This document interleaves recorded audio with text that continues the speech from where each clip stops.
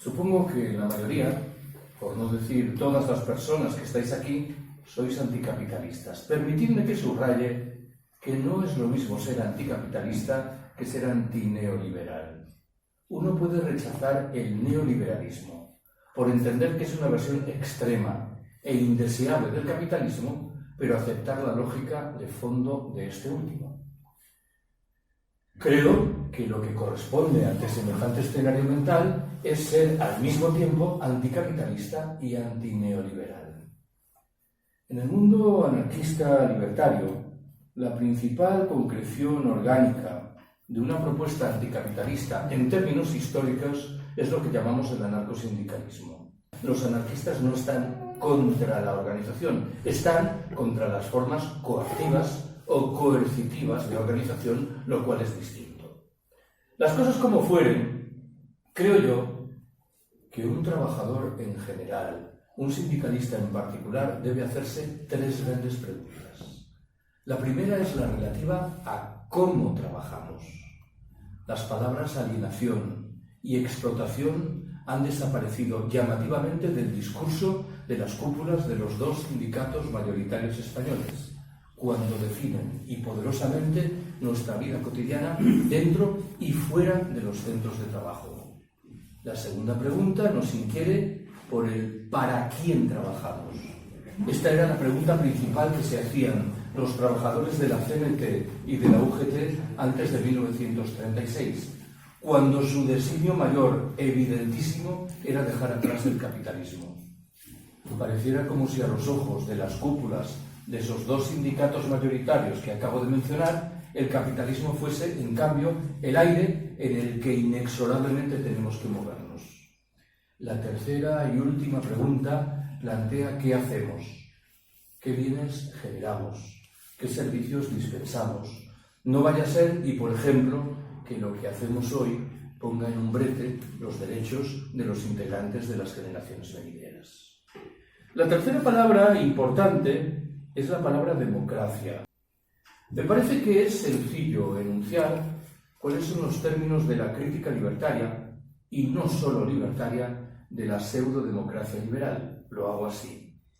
Es una forma de pseudodemocracia caracterizada porque en su trastienda operan formidables corporaciones económico-financieras que son las que al cabo dictan las reglas del juego en las materias realmente importantes. Se asienta en mayorías artificiales, que son el producto de una dramática distorsión de las creencias de la población. Bebe de un escenario marcado por lacerantes desigualdades. En el fondo, obedece al propósito de ratificar esas desigualdades. En fin, por si todo lo anterior fuese poco, esa forma de pseudodemocracia no duda en hacer uso de la fuerza a través de la represión que conocemos en nuestras calles, no tengo que referirme a lo que ha ocurrido hoy en Cataluña, y a través de golpes de Estado asestados en países del sur que tienen la mala fortuna de disponer de materias primas razonablemente golosas. De esta crítica libertaria, de la pseudodemocracia liberal, se derivan consecuencias en muchos ámbitos importantes. Voy a aislar dos de ellos. El primero remite a la eterna discusión relativa a las elecciones. Admitiré de buen grado que en el propio mundo libertario hay percepciones vagamente diferentes en lo que respecta a lo que conviene hacer con las elecciones. La posición probablemente mayoritaria defiende lo que se llama la abstención activa, pero hay quienes piensan que la abstención activa indirectamente es una forma de participar en las elecciones en la medida en que acarrea otorgar a estas un relieve que no les debe corresponder. Más allá de estas dos posiciones, creo yo que hay una tercera que quedó fidedignamente retratada en un viejísimo artículo, nada menos que de 1909, de Ricardo Mella.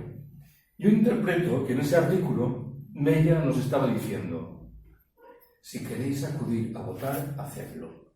Si queréis absteneros, hacedlo. A mí lo que me interesa saber es lo que hacéis los 364 días restantes del año. Recomendación singularmente adecuada en un momento como el presente, caracterizado por una dramática desmovilización en el terreno económico y social. El otro gran debate, que creo se vincula estrechamente con la discusión relativa a la democracia liberal, es el que se refiere a la República. Yo no deseo ignorar que en el Estado español la discusión sobre la República tiene dimensiones emocionales que faltan en otros escenarios geográficos. Tampoco deseo olvidar que la irrupción de una república tendría la innegable virtud de permitir que nos deshiciésemos de una institución lamentable como es la monarquía. Pero debo confesaros que no acierto a identificar mayores virtudes vinculables con la propuesta de una república. En este caso, me limitaré a señalar algo que ya sabéis. Portugal, Francia e Italia son repúblicas.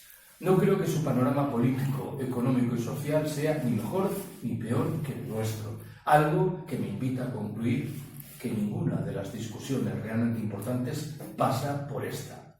Creo, en fin, que es sencillo resumir el contenido de la propuesta política que emana del mundo libertario. Lo hago de la mano de tres términos: democracia directa, acción también directa y, en fin, autogestión. Defendemos formas de democracia no delegativa, no representativa, y rechazamos orgullosamente liderazgos y personalismos. Lo de la acción directa remite a la idea de que debemos mantener en todo momento y lugar una plena capacidad de control sobre lo que hacemos, sin delegar de nuevo en instancias externas, y debemos al mismo tiempo garantizar que los medios que desplegamos se ajustan a los objetivos que deseamos alcanzar. He hablado, en fin, de la autogestión. Parece que el término se expandió al calor del Mayo francés de 1968, pero el concepto es muy anterior. Aún seguro que sabéis que en este país en el que estáis, la cultura y las prácticas autogestionarias tuvieron una fuerza muy notable antes de 1936. A menudo se habla de las colectivizaciones libertarias en el campo aragonés y en la industria catalana. Creo que en este caso el adjetivo no es particularmente afortunado. ¿Por qué?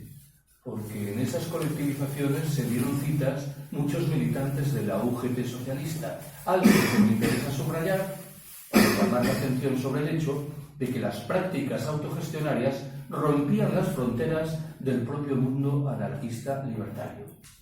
Me parece que estamos en la obligación de preguntarnos qué ha quedado de todo eso. Permitidme que responda con un punto de ironía.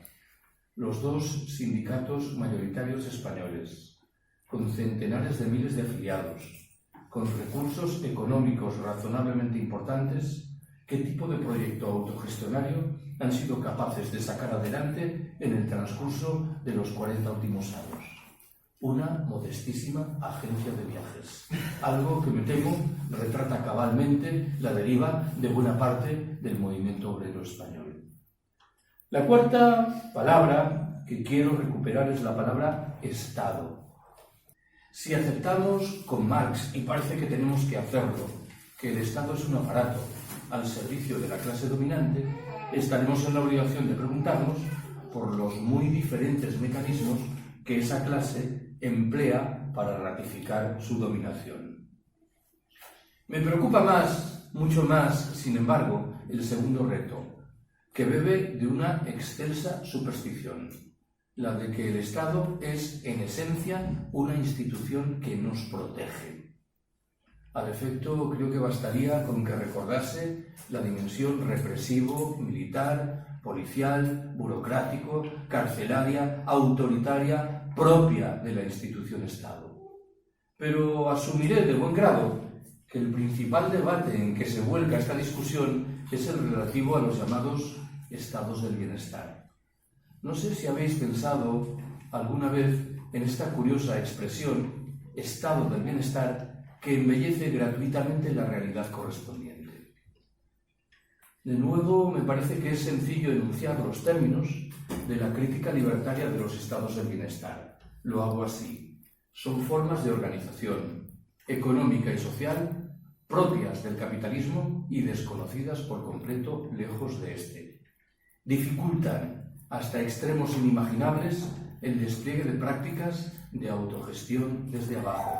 Beben de la filosofía mortecina de la socialdemocracia y del sindicalismo de pacto. No han venido a liberar, como anunciaban, a tantas mujeres que son hoy víctimas de una doble o de una triple explotación. No tienen ninguna condición ecológica solvente, tanto más cuanto que la figura Estado del Bienestar emergió en un momento histórico, la llamada era del petróleo barato, que visiblemente ha tocado a su fin. No muestran, para terminar, ninguna condición solidaria con los habitantes castigados, preteridos y explotados de los países del sur. No me gustaría que malinterpretaseis lo que acabo de decir.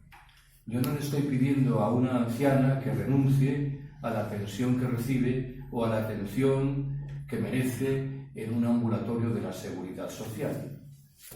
Creo que la mayoría de los libertarios defendemos lo público. Admito que esta es una discusión compleja, pero en cualquier caso etiquetamos eso público que defendemos y hablamos entonces de lo público, de lo común, autogestionado y socializado.